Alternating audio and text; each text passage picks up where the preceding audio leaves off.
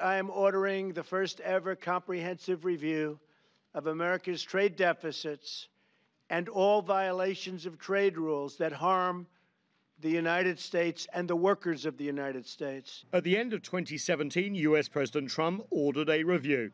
Now he's about to impose the biggest set of tariffs since he came into office, and they're aimed solely at China. Here's what's expected. $30 to $60 billion of yearly tariffs on Chinese imports, limits on Chinese investments in the US, especially in technology companies, and other measures. These other measures could include restricting the number of Chinese students conducting research in the US on cutting-edge technologies. The tariffs on goods are thought to be focused on consumer electronics, but could also include clothing, toys, furniture, and many more items. While no details have yet been officially announced, there is growing concern both domestically and across the world. Here in the US, scores of trade groups have sent letters to the White House with the same message. Mr. President, don't do this. They say it will cause the US more harm than good. One of the groups puts it this way: a tariff on these products would be a tax on every American. In addition to increasing costs for American families, this action could result in retaliatory tariffs that target American businesses, resulting in job losses.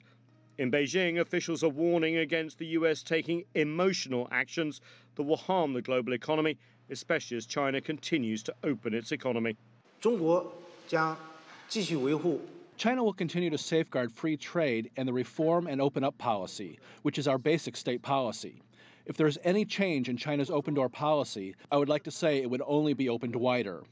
China's economy has been so integrated with the world's that closing China's door would mean blocking our way of development. Imposing steep tariffs on China would follow on the heels of the US president's imposition of tariffs on steel and aluminum imports. However, even before those have come into force, Trump has significantly backtracked, exempting its biggest supplier, Canada, and neighbour Mexico, and is cutting similar deals with other allies like Australia. The US could adopt a similar approach to the tariffs on China, making a big opening announcement as a way to try and extract concessions from Beijing. For now, Beijing is adopting a wait-and-see attitude, hinting at retaliation against US agricultural and aerospace exports. But for Washington, this isn't just about trade, but a battle for the future. The Trump administration sees China more and more as an economic competitor when it comes to the industries of tomorrow. The US has already blocked multiple takeovers of companies by Chinese firms, and they appear set to oppose more.